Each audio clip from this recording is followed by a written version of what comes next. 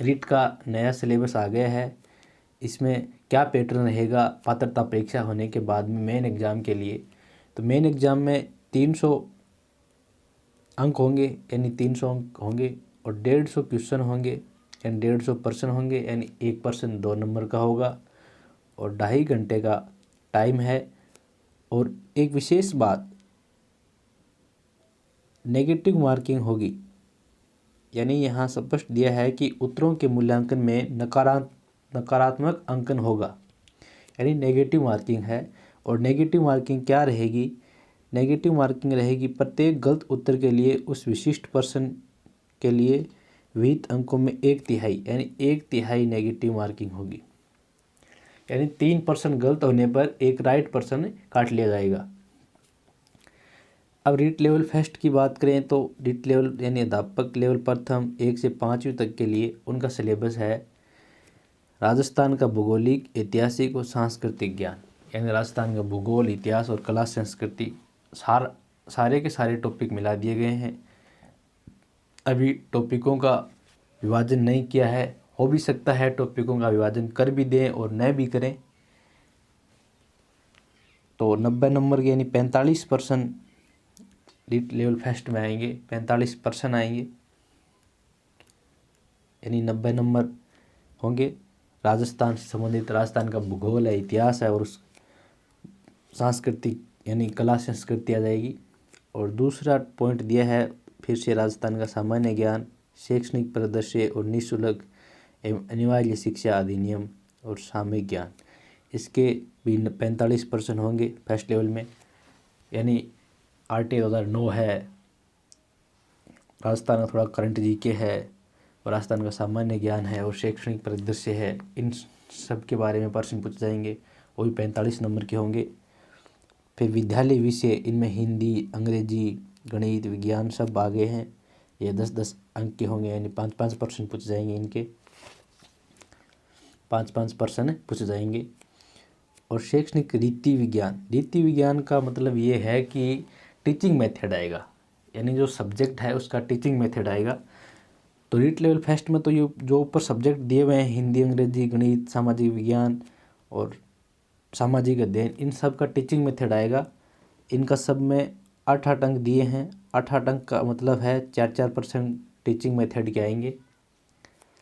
और फिर शैक्षणिक मनोविज्ञान, इसमें सारी मनोविज्ञान आ गई, यानी पहले तो हम रीट पात्रता परीक्षा में तो केवल बाल मनोविज्ञान पढ़ते थे, इसमें किशोर मनोविज्ञान, बाल मनोविज्ञान, सारी मनोविज्ञान आ गई, यानी शिक्षा में मनोविज्ञान का क्या महत्व है, इस प्रकार से सारी मनोविज्ञान आएगी।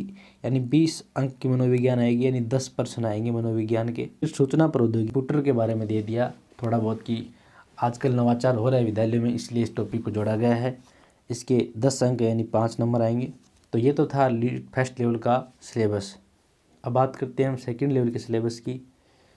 तो सेकंड लेवल के सिलेबस में 6ठी से 8वीं तक यानी लेवल द्वितीय में वही सिस्टम है, राजस्थान का भौगोलिक, ऐतिहासिक और सांस्कृतिक ज्ञान दिया है, यानी जो फर्स्ट लेवल में है वही सिस्टम सेकंड लेवल में दिया है, लेकिन यहाँ अंकों में अंतर कर दिया है। फर्स्ट लेवल में 90 अंक के थे और सेकंड लेवल में 70 अंक का है, यानी 35% आएंगे। फिर वही सेम टॉपिक है दूसरा, सामान्य ज्ञान, शैक्षणिक परिदृश्य और निःशुल्क अनिवार्य बाल शिक्षा, इसके 60 अंक हैं। फर्स्ट लेवल में 90 अंक का था, लेकिन सेकंड लेवल में ये 60 अंक का यानी 30% आएंगे। और संबंधित विद्यालय विषय, यानी संबंधित विद्यालय विषय आएंगे। सेकंड लेवल में जो विषय बनते हैं, अंग्रेजी है, हिंदी, संस्कृत, सामाजिक विज्ञान, गणित, विज्ञान, अलग अलग जो सब्जेक्ट हैं उनसे संबंधित पूछा जाएगा। अभी इसका टॉपिकों में डिवाइड नहीं किया है, हो भी सकता है कि टॉपिकों में डिवाइड कर भी दे और न भी करे, तो इसमें सब्जेक्ट है वो सारा ही दे दिया है, मतलब संपूर्ण सब्जेक्ट पढ़ना होगा। यानी सामाजिक विज्ञान से संबंधित है तो उसको विशेष तौर से 6ठी से लेके 12वीं तक की किताबें आएंगी, क्योंकि नीचे ये दिया गया है कि उच्च माध्यमिक स्तर होगा विषयों का और प्रश्नों की कठिनाई का स्तर स्नातक होगा। यानी जो विषय लेवल है उनका तो स्तर तो उच्च माध्यमिक यानी 12वीं तक का होगा, और प्रश्न पूछने की जो प्रकृति है उन्हें कठिनाई का स्तर है वो स्नातक स्तर का रहेगा। और रीति विज्ञान, इसमें टीचिंग मेथड आएंगे 20 अंक, यानी 10% टीचिंग मेथड के आएंगे। और मनोविज्ञान वही 10% मनोविज्ञान के आएंगे और वही 5% सूचना प्रौद्योगिकी यानी सूचना तकनीकी के आएंगे, यानी कुल 300 नंबर का होगा। ये सिलेबस रहेगा। तो सिलेबस तो ऐसे तो काफ़ी विस्तृत है, इसमें कोई संदेह की बात नहीं है। तो गहन अध्ययन करना पड़ेगा और टाइम भी मिलेगा, ऐसी बात नहीं है, क्योंकि प्री एग्ज़ाम होगी। प्री एग्ज़ाम होने के बाद में उसका रिजल्ट भी आएगा, 1.5-2 महीने लग जाते हैं, नॉर्मली बात है। उसके बाद मेंस एग्ज़ाम होगा। बाकी सरकार है, गवर्नमेंट है, जो क्या करवाती है क्या नहीं करवाती है, इन पर डिपेंड है। तो आपको सबको तैयारी में जुट जाना है। सिलेबस आ गया है, 6ठी से लेकर 12वीं तक की किताबें हैं, वो उनका अध्ययन करें।